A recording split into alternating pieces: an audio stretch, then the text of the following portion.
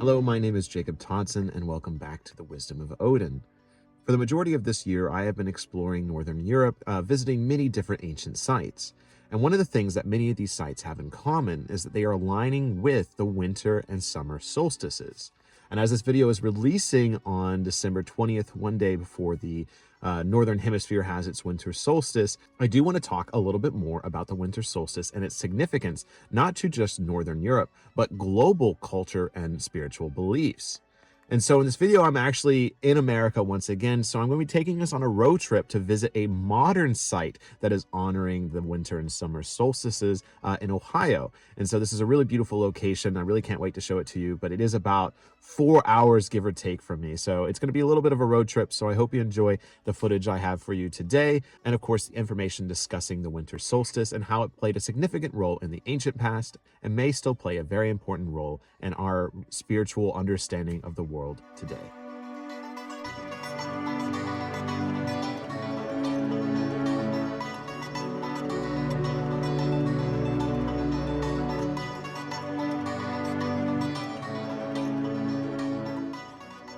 The Ohio Sunhenge was built around 5 years ago by the Ohio Renaissance Fair, and it's been here ever since. Now, when talking to the people who built it a few years ago, they couldn't exactly tell me why they built it. They simply said because they wanted to. And ever since then, it's been very scarcely used outside of weddings or the occasional ritual.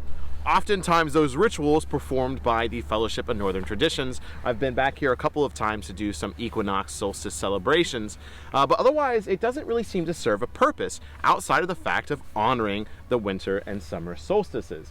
And so at first you might not think that this structure is very significant because it's not Stonehenge, right? It's not made of massive stones. But when we actually dive into the historical examples of places used to honor and venerate and observe the winter and summer solstices, this building is actually very similar to several of them. So I probably don't need to share this opening bit, but just in case, if you don't know what the winter solstice is, the winter solstice is a scientific thing. So the Earth is on an axis, it tilts a bunch, and at some point it reaches its maximum tilt where the northern hemisphere is the furthest away from the sun, and this is the winter solstice. And then when it tilts back and goes forward, and we're now the closest to the sun in the northern hemisphere, that's the summer solstice, when we have the longest days, shorter days. And obviously this is something we take for granted now because we're just like, oh yeah, that's just life. But this is something that people really had to figure out for themselves in the ancient past. But the first site, obviously, to talk about is Stonehenge. But Stonehenge really isn't as significant as you may think, simply because it's not as unique as you may think. And it's a later construction. So when comparatively to the other sites we're going to be talking about, Stonehenge is actually quite young. The main solar elements of Stonehenge come in the form of the entrances and the exits. This is a very common theme we're going to see throughout the various sites we're going to talk about. So the entrance, as almost here as well, is the rising sun, as marked by this gate.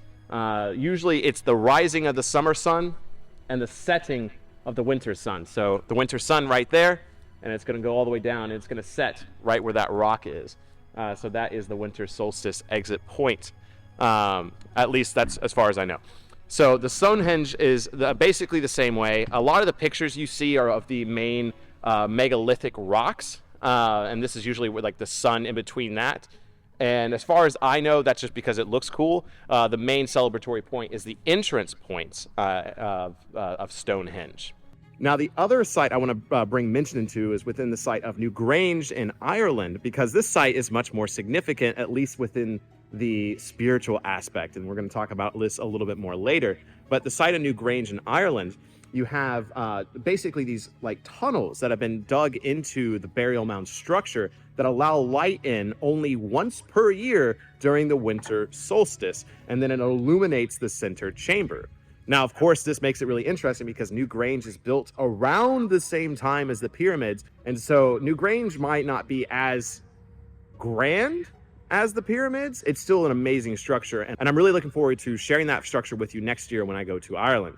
But this illuminating of the center chamber specifically on the winter solstice is really interesting. Now, Newgrange is actually not the oldest site to feature this element. Now, there's another site that I personally visited, which is the Stony Littleton burial mound located near Bath, England. The Stony Littleton burial mound has a very similar feature. It's a little bit more simple in design. It's a very long, it's a long barrow grave that's older than New Grange by quite a significant amount of time. And this tunnel specifically aligns with the setting of the winter solstice sun. And so again, we have this theme of a burial chamber being illuminated by this midwinter sun. Oh, speaking of midwinter, one thing I forgot to mention as well is that the midwinter sun is another term for the solstice, because in ancient cultures, the solstice wasn't the beginning of winter, it was midwinter. Whereas in our modern day, we're used to December 21st being the transition into winter. There were very soft seasons in the past. Autumn in particular was not typically overseen by the Northern Europeans. I do think that spring to some extent was, but for the most part, summer and winter were the two main extremes observed. And so winter solstice was at the midwinter point, which to me makes more sense because it's always felt weird to have the winter holiday at the beginning of winter. It makes more sense to have it at midwinter. But anyways, oh, and it's also the point where the sun is at its lowest. We have the darkest nights of the year. And then the sun returns. So saying midwinter does make more sense, in my opinion, and I think in the opinion of the ancient peoples as well. I do want to make a special note, just because I am a major fan of Scotland, is Scotland also features these passage graves, or the clava cairns, the clava style of burial mound. These are also featured predominantly in the site near Inverness. There is an alignment of the burial cairns with the route of the winter sun. And again, this is another site I've been able to visit. And the thing that makes this site very interesting is there are the burial cairns, but then there's also one that appears to be used only for ritual purposes. It's a series of rocks in a big circle with a pit in the center of it, with elements of ash that have been found from the past. And so it must have been a bonfire place, a place for big fires. And so the site was also used for many generations of people in Scotland, not just the original builders, because it was added onto with another smaller burial mound. And so this alignment of the solar cycles, particularly with the winter, was prominent in northern Scotland as well, a little bit later in time. So now that we're moving away from the British Isles, a site of significance that needs to be talked about is a site in Germany, because this is actually the oldest, as far as I'm aware, site in Europe that has been found that is a religious site that is an observance of the solar cycles, particularly with the winter and the summer solstices. So this site is called Goseck, I believe, or Goseck. It's about dead center in Germany, and it's from thousands of years ago. And the site is very similar to what we're standing in now. It had an entrance point for the summer solstice, summer sun rising, and an exit point for the winter solstice going down and setting. The site has been reconstructed after its discovery about 20 years ago, and it really is a silent thing I don't think anyone talks about. I didn't know about it until I did my research for this video. But the site at Goseck does seem to be very significant. And again, I love the fact that it does look very similar to the Stonehenge here in Ohio.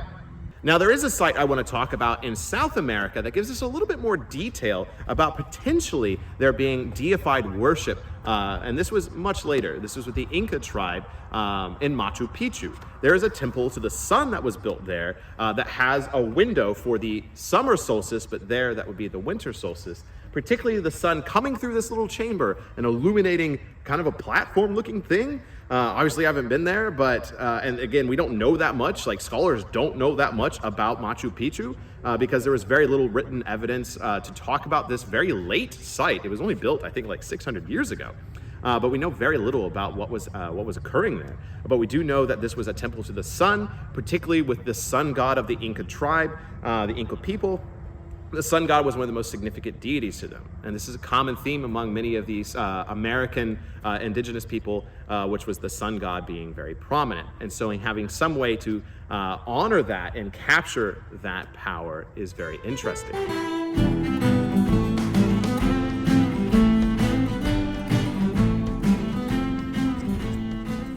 Never forget that anytime you see establishing shots like this show me dramatically walking into the distance, I always have to come back and get the camera, and then actually go to the location itself. So if you appreciate this work and the long walks I do to get these establishing shots that are used for 10 seconds in each video, please make sure that you like and subscribe and share this video whenever possible. And since it is the Yule season, if you do want to support my work by purchasing a Yule story, the book I wrote featuring this time of year, please think about doing that as well. It truly helps so very much.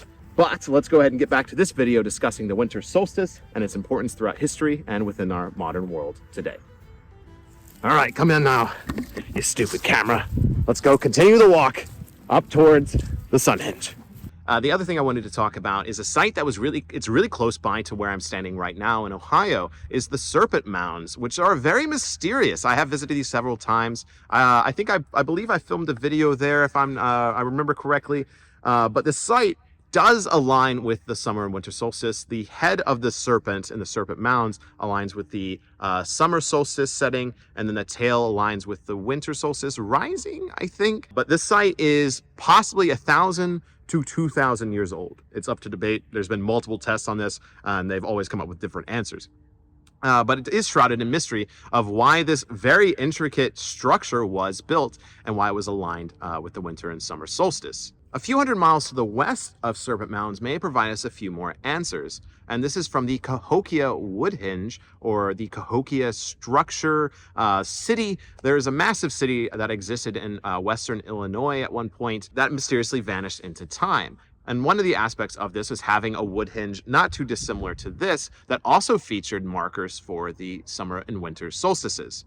There was also burial mounds here, as well as pyramids, I believe, like pyramid mounds. I don't know too much about this, but I just wanted to feature in this. I intend to do more research, and I want to actually go out to where Cahokia once was and talk about it further. But I did find it really interesting that there are more sites in ancient North America than we are ever taught in American schools that are tied to these ancient beliefs of sun worship. And again, these sites are new. So we have sites from Central America going back only about 500 or 600 years. We have sites going back only about 1,000 years to, again, like 1,200 years, 2,000 years in North America as well. So this obsession with watching and observing the sun goes far past just simple scientific observation.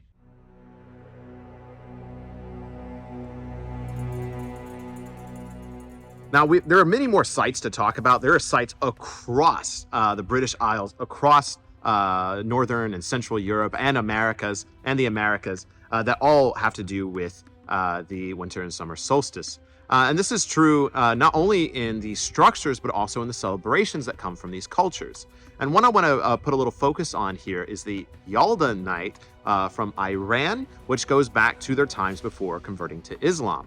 Yalda night is something that's still practiced today in modern Iran and around Iran and within Iranian culture. And this is held on December 21st, roughly. And it's a night-long celebration where people stay up with their families, reading, playing games, having lots of foods and sweets, and generally having a really family-oriented time. And the main idea of this is that good and evil are representatives of light and dark.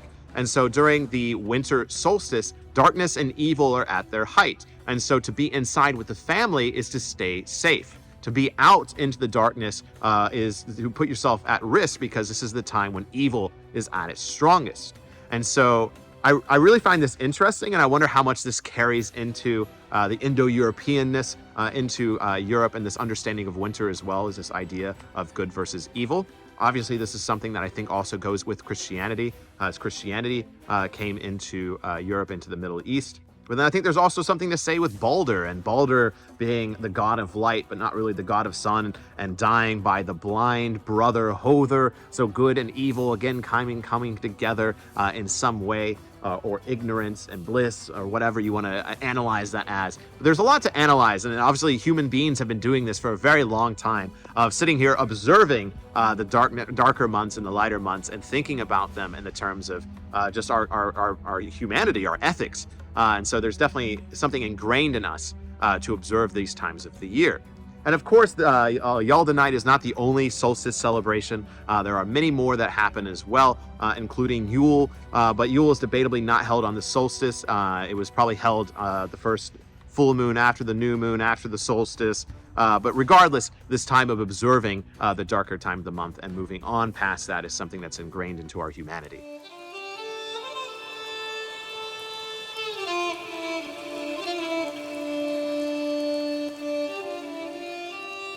So with that, I do want to kind of talk a little bit about what this means. Like, what exactly does this mean for us as people today? Obviously, there's the, good versus evil, as we talked with Yalda Knight. There is definitely that component. There's just the simple fact that the farmers, everyone revolved around the fields. Everyone's lives were more at risk from the loss of crops, were from the losses of winter. And so to have a night to celebrate it and to celebrate the return of the sun, the promise of spring coming, this is something that, obviously to these early people would have been very significant. But I have a theory, and this is my theory, I think. I don't know if anyone else has ever suggested this, but obviously ancestors are an important part of Yule celebrations, of winter celebrations. And I think that maybe the reason that there are some passage graves that have these sight lines with the winter solstice specifically, where the sun comes into the graves, where the sun goes into the tombs, is because in the ancient past, 3,000-4,000 years ago, the people believed that when the sun was at its lowest, when it was at the winter solstice, since the sun was entering its truest form of death and then the rebirth, is that that rebirthing sun had the ability to bring life into the departed. And so that warmth of the winter solstice sun was the promise of rebirth. And we know that from the early Celts, that rebirth was something reincarnation was something they believed in. But also maybe to bring people back just for a night of celebration or for a time. And so it was believed that the warmth of the sun also brought back the dead. Maybe. Let me know down below what you think. But I think that, there's obviously a reason that they saw that this light and death were important for some reason. And I'd be really curious to figure out that more.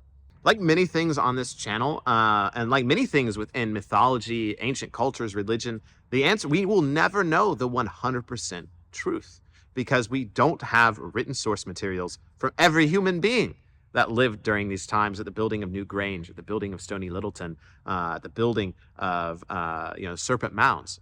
We don't know really who built Serpent Mounds. We don't know the stories of the reasons why they built it. Shoot, they might have never even realized they were setting it to the winter solstice and the summer solstice. Highly unlikely, we can theorize, but we'll never know the 100% truth. We'll never know the rituals performed at Serpent Mounds or New Grange that honored these times of the year. And so all we can do is speculate now. And what I truly believe is even though all we're left with is speculation, we do know one very important truth. And that's that nearly every single ancient culture from all around the world observed this time of year. They built something to honor this time of year. They had some kind of celebration because the changing of winter into summer, the return of light, the triumph of good, all of these themes are at the core of humanity, and it's all something that we wish to celebrate. And so I think that this time of year, the celebration of the winter holidays, is something to truly cherish. And if possible within your own life, coming to a place to honor the return of the summer sun is something that not only connects you to your ancient ancestors, it connects you to the science of our world. This is a significant point where we stop going this way and we start going that way. That's pretty cool. So even if you're an atheist, I think that's pretty darn cool, and you should observe that too.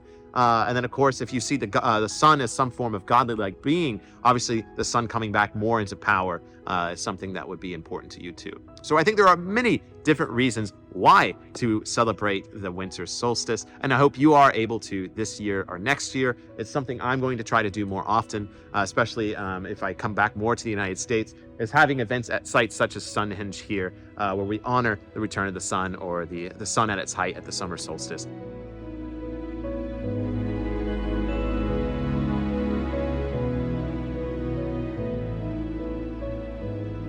Our early ancestors were in a constant battle for survival with the elements, never knowing how horrible or harsh a winter would be. Building structures and having celebrations during the winter solstice seems to have given them some form of closer understanding to the sun and our place in the world. And just because we know the sun is just a massive ball of nuclear fire hurling through space at incomprehensible speeds, all while our little home is wobbling around it, this to me doesn't remove the magic of our seasonal changes. It only enhances it. And you never know, maybe one day the midwinter sun will warm your bones and bring you back to life to party even more in the future. So thank you so much for joining me for this video. I hope you found it entertaining and enlightening. Let me know anything down below that you want to add. Otherwise, thank you so very much. I'll see you in the next video here, The Wisdom of Odin. Happy solstice to you and happy Yule to you all as well.